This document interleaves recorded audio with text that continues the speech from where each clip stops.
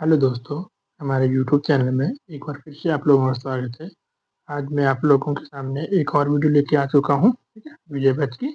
तो जो कि हमारी नेक्स्ट आज की वीडियो रहेगी, तो वो रहेगी कुछ इस तरह से, ठीक है।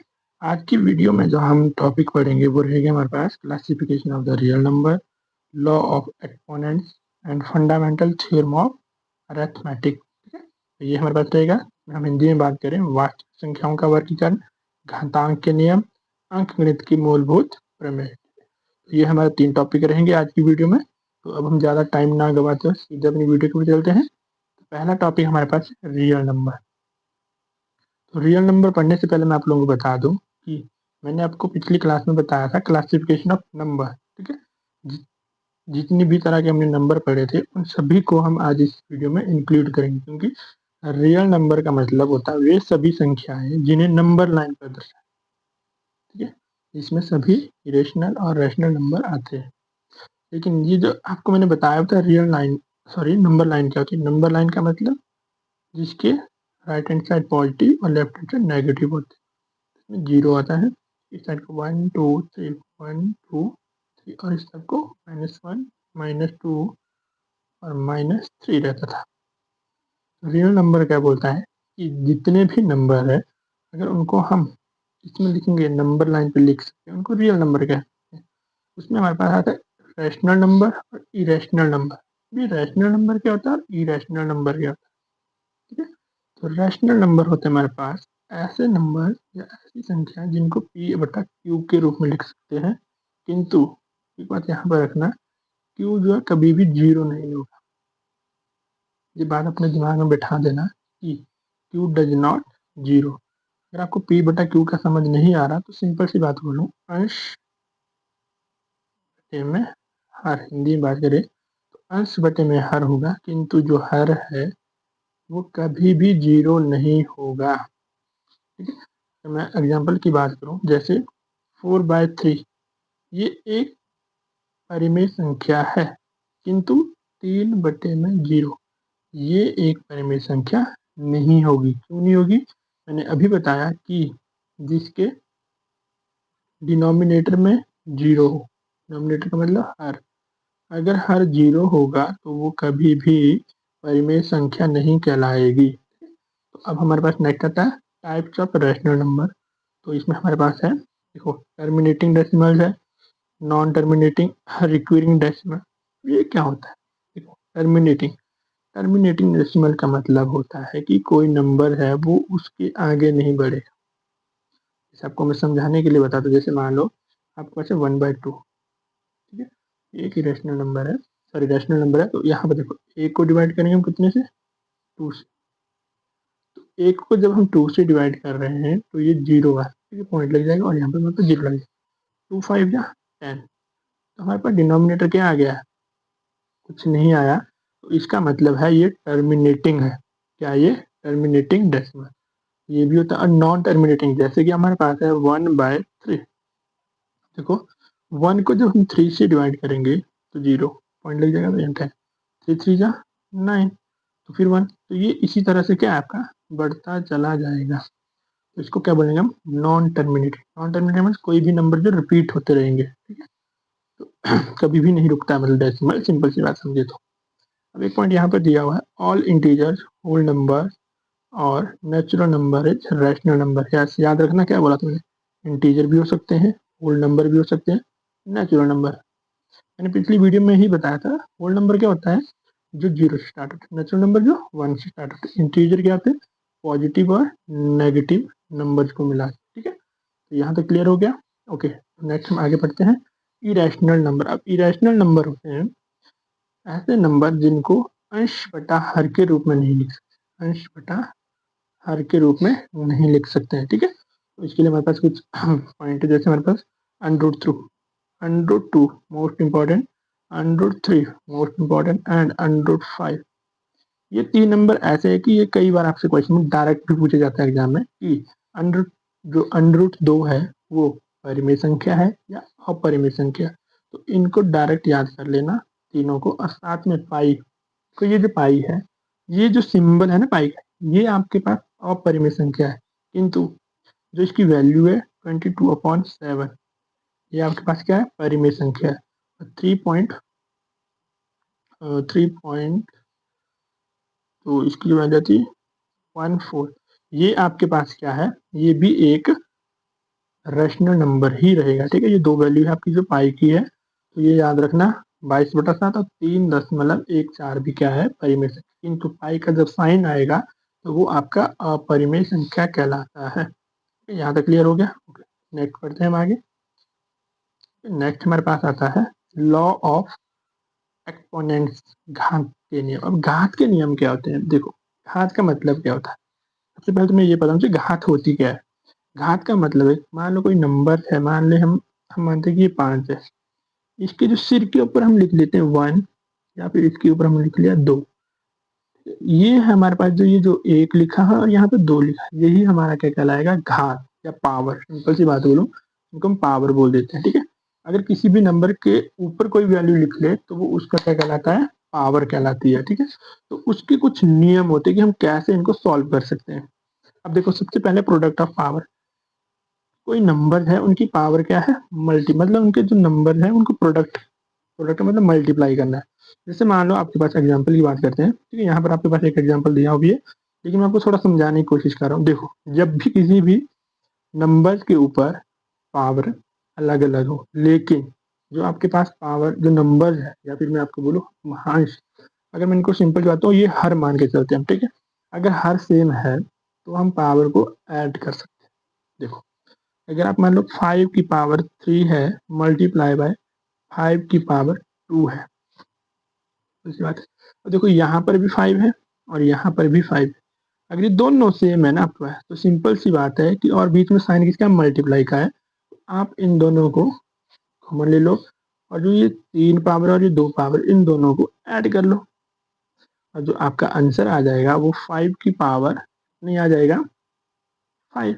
अब इसका जो आंसर आ जाएगा वो आपका आ जाएगा 5 multiply by 5 multiply by 5 multiply by 5 by 5। और जब आप सबको मल्टीप्लाई कर लेते हो तो आपका आंसर आ जाएगा। ठीक है, सिंपल सी बात है। अगर आप इसको मल्टीप्लाई करना भी चाहते हो तो कर सकते हो। ठीक है, तो आपका आंसर आ जाएगा। तो आप लोग इसको मल्टीप्लाई करके आंसर कमेंट बॉक्स में जरूर बताना, इसका जो आंसर है वो कितना आया। ठीक है, ओके। नेक्स्ट हमारे पास आता है पावर ऑफ क्वेश्चन। क्वेश्चन का मतलब होता है डिवाइड वाले। अब डिवाइड का मतलब देखो, मैंने जैसे आपको पीछे बताया वैसे ही सेम है। जैसे मान लो 5 की पावर 3 है और डिवाइड बाई 5 की पावर 2 है, पहले मल्टीप्लाई का साइन था, अब डिवाइड का साइन है। या फिर ऐसे भी हो सकता है 5 की पावर 3 डिवाइडेड बाय 5 की पावर 2। जब भी ऐसा हो तो क्या कर देना है आपने, यहाँ भी 5 है और यहाँ भी 5, जब ये और ये 5 सेम है तो ये जब सेम होंगे तभी ऐसा करना, ये भी ध्यान देना, तभी होगा, ऐसे नहीं होगा। यहाँ 5 है, यहाँ 5 है, तो 5 का इसका कॉमन आ गया, पावर 3 थी और इसकी 2 है, तो 3 माइनस 2 कर लेंगे हम, सिंपल सी बात। जब मल्टीप्लाई होगा तब ऐड होता है, जब डिवाइड होगा तो माइनस हो जाएगा। तो आपके पास कितना आ जाएगा, 5 की पावर 1, और 5 की पावर 1 का मतलब है 5। ओके, आई होप यहाँ तक क्लियर हो गया आपके पास। ओके, नेक्स्ट हमारे पास आता है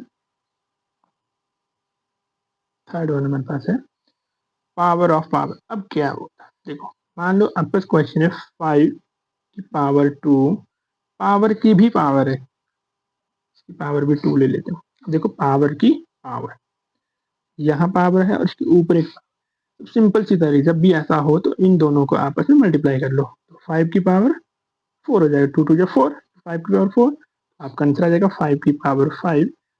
4 मतलब 5 की पावर 5 का 4 टाइम मल्टीप्लाई कर लो, तो आपका जो आंसर आ जाएगा, आराम से कर सकते हैं आप, 25 एंड 25 हो गया, 25 25 भी होता है 625, इजीली आंसर हो गया आपका। ठीक है, समझ आया क्या बोला मैंने, जब भी पावर के ऊपर पावर हो तो उनको डायरेक्ट मल्टीप्लाई कर लेना है, सिंपल सी बात है। ठीक है,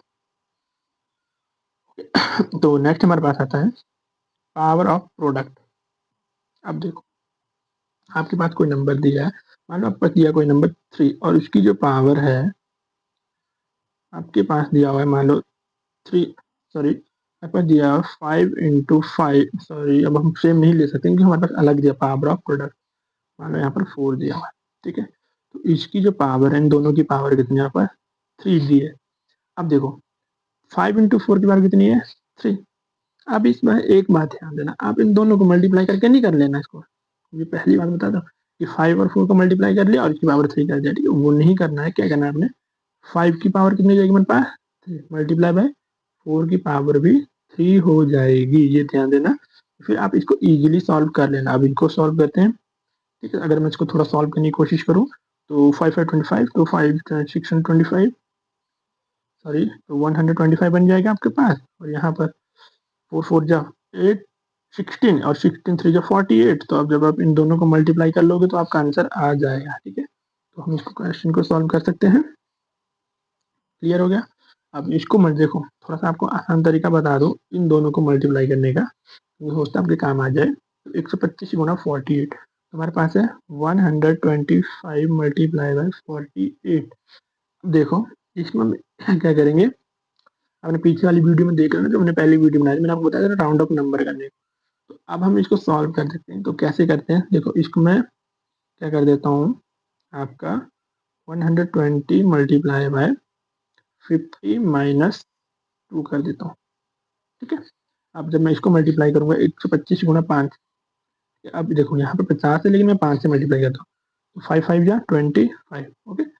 5 5 25, 5 2 जा 10 एंड 12 1 5 एंड 6, तो 25 5 125, सॉरी 625 होता है, 125 गुना 5 625। तो यहाँ पर जीरो था, यहाँ पर जीरो आ जाएगा। अब देखो इसी को यहाँ मल्टीप्लाई करेंगे, 2 के साथ मल्टीप्लाई कर देते हैं इसको, तो 125 मल्टीप्लाई बाई 2 होता है 150, इसको माइनस कर लेंगे, ठीक है। आंसर आ जाएगा हमारे पास, बहुत ही ईजी तरीके से आ गया। तो देख लो कितना आ गया हमारे पास, ठीक है। तो हमारे पास कितना आ गया, 6100, ओके।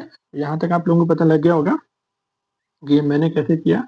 आप जितना भी टाइम बचाओगे उतना बेटर है। देखो ये आसान तरीका बताया मैंने आप लोगों को कि मल्टीप्लाई कैसे करना है। तो यहाँ देख लो कहीं गलत तो नहीं किया हमने। 5 5 25, 1 5 2 10, 1 12 एंड 5 1 जो 5 एंड 5 12,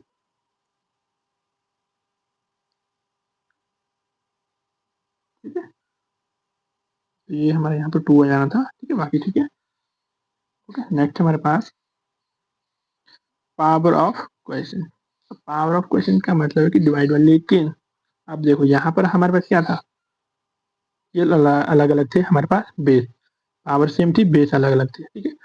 अब डिवाइड में भी ऐसा ही है आपके पास, बेस अलग अलग है, ठीक है, पावर वाले बेस है, ये भी आता है। जैसे मान लो 4 की पावर 3, इन दोनों की पावर पर 2। जब इसको सॉल्व करेंगे तो 4 की पावर 2 और 3 की पावर 2 रहेगी, ठीक है। तो आंसर आ जाएगा 4 4 जा 16 एंड 3 3 जा 9, तो हमारे पास 16/9 आंसर हो जाएगा, ठीक है। लेकिन यहाँ देखो b is equal to, sorry b is not zero, ये मैंने हमने पीछे भी पढ़ा कि अंश, सॉरी हर जो है कभी भी जीरो नहीं होता, वही चीज़ यहाँ लिखी है, ठीक है। इसमें कंफ्यूज नहीं होना आपने, ओके। नेक्स्ट हमारे पास है जीरो ऑफ, जीरो एक्सपोनेंट। अगर किसी भी नंबर की जो घात है वो जीरो होगी तो उसका आंसर एक ही आएगा। पहले बोल दिया मैंने, आपको याद कर लो कि अगर किसी भी नंबर की पावर अगर जीरो है तो उसका आंसर हमेशा वन ही आएगा, ओके। तो यहाँ तक क्लियर हो गया। नेक्स्ट हमारे पास है नेगेटिव पावर, एक्सपोनेंट या पावर, ठीक है। तो अब हमारे पास नेगेटिव पावर है, जैसे हमारे पास कोई नंबर जैसे 4 है, 4 की पावर -2 है, 4 की पावर कितनी है -2। जब इसको सॉल्व करेंगे तो हम इसको 1/4 की पावर 2 कर लेंगे, सिंपल सी बात है। तो हमारे पास जो आंसर आ जाएगा वो कितना आ जाएगा, 1/16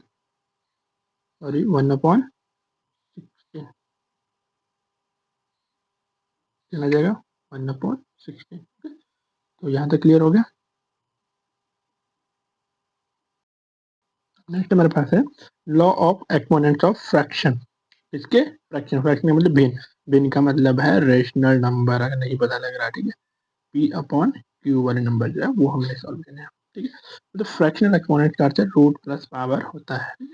अब देखो अगर कोई नंबर है और उसकी पावर m/n हो, तो जब हम सॉल्व करेंगे तो n √n a की पावर m हो जाए, ठीक है। तो जैसे हम यहाँ पर एक बार कर भी लेते हैं, मान लो 2 की पावर है 3/2, तो आंसर कितना आ जाएगा हमारे पास, √2 की पावर √2 पावर 3, ठीक है। तो ये सिंपल सा तरीका है, याद कर लेना आपने। जैसे आगे देखते हैं, यहाँ देखो हमारे पास है 3 की पावर 1/2। सिंपल सी बात है, √3 आ जाएगा, क्योंकि 1 तो बाहर आ जाएगा। तो यहाँ 2 लिख देते तो उसका मतलब √2 लिखने की जरूरत नहीं पड़ती है, तो √3 ही आ जाएगा हमारे पास। ठीक है, सिंपल सी बात है। ओके, जैसे आगे दिया हमारे पास 4 की पावर हमारे पास 1/3 है मान लो, तो यहाँ पर 3 आ जाएगा और यहाँ पर 4 आ जाएगा। ईजी हो गया। तो इसी तरह से आप आगे भी कर सकते हैं। मान लो बढ़ता जा रहा है, जैसे मेरे पास 2 की पावर 1/4 हो गया, तो √4 ये जो बाहर लिखे वो लिख लेंगे, और 2 की पावर 1 तो लिखने की जरूरत ही नहीं पड़ती, तो ये हमारे पास आंसर हो जाएगा। ओके, ये बहुत ईजी है, हमने इसको सिंपल तरीके से समझना है। अब देखो फ्रैक्शनल नेगेटिव पावर के साथ अब ये कैसे होगा, सिंपल सी बात है। मान लो आपके पास क्या है, आपके पास कोई 2 की पावर -1/2। ठीक है, कितनी है, 2 की पावर -1/2। हमने पीछे पढ़ा था कि पावर माइनस तो 1 कर लेते, तो 1/2 की पावर 1/2। इसको कैसे सॉल्व करते हैं, याद होगा भी, मैंने बताया आपको। तो कितना जाएगा, 1/√2। सिंपल सी बात है, ध्यान से देखो कैसे किया मैंने।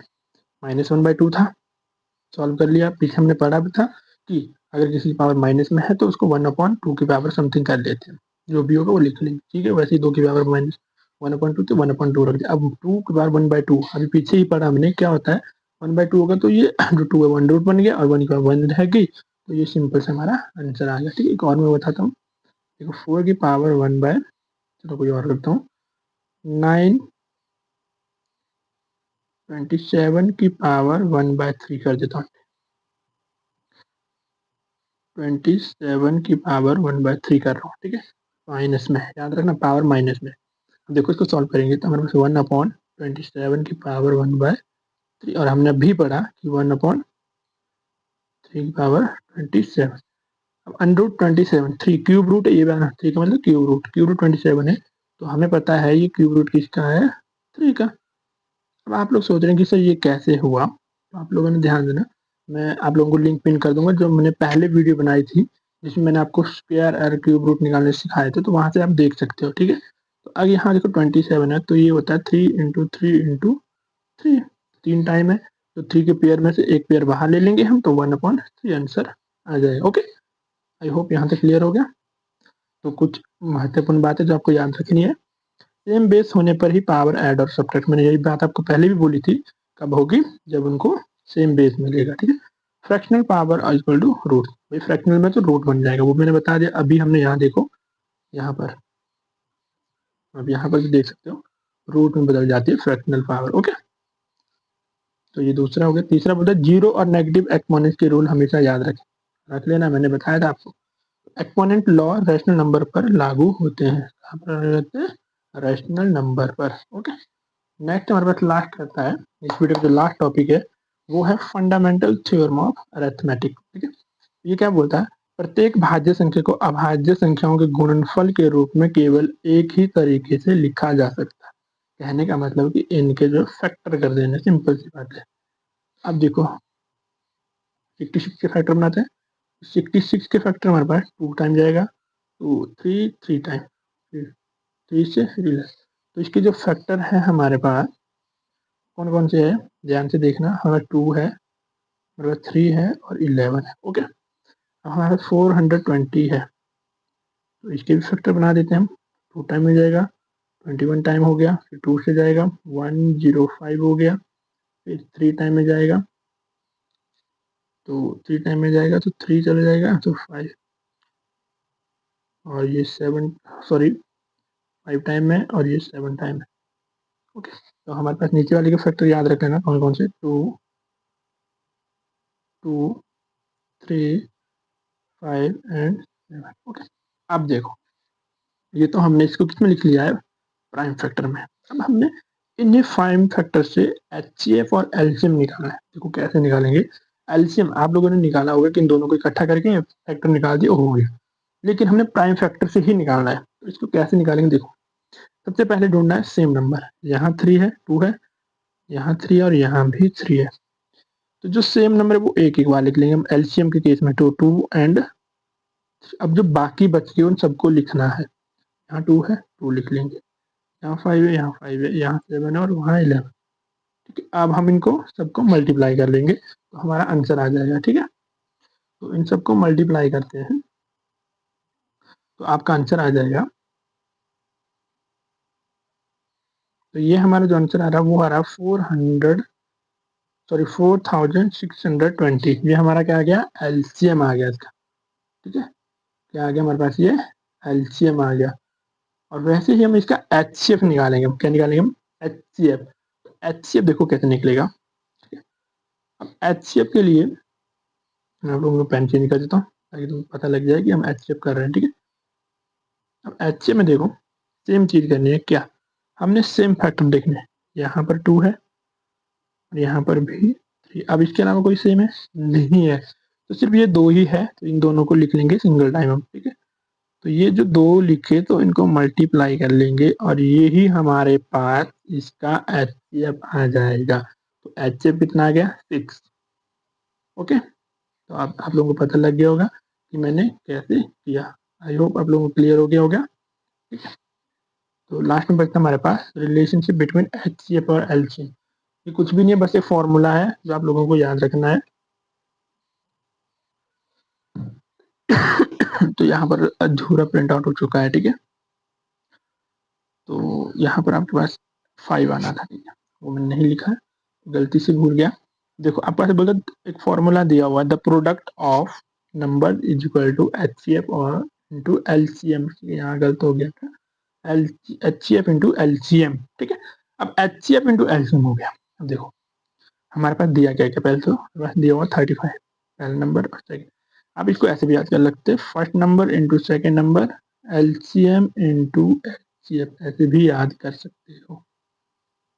ठीक है, अब देखो हमारे पास जो दिया वो कितने, ए कितना, फर्स्ट नंबर हो गया 35, सेकेंड नंबर हो गया 20। ठीक है, और इनका जो एचसीएफ है वो हमारे पास 5।